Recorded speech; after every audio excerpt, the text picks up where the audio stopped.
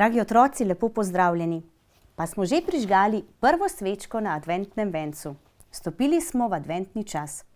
Poglejmo, kaj nam pravi Jezus za ta čas.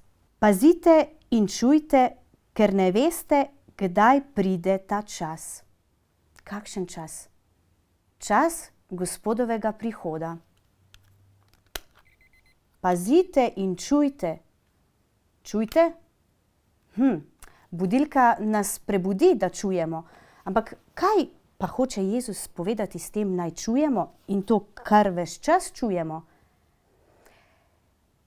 Naj bomo pozorni na Gospodov prihod.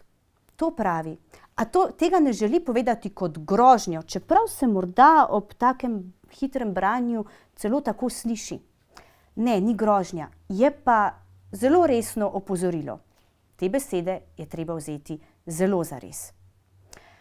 Bodimo pripravljeni, predvsem s tem, da se zavedamo, da je Bog gospodar, da je On stvarnik vsega sveta in vsakega človeka. In če se bomo tega zavedali, bomo s stvarstvom lepo ravnali, predvsem pa bomo dobri do naših bližnjih.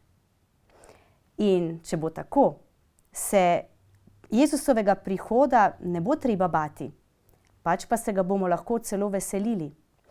In Jezus nas danes opozarja s temi besedami prav zato, ker si tudi On želi, da bi se zares veselili srečanja z njim. Lep adventni čas želim. Z Bogom.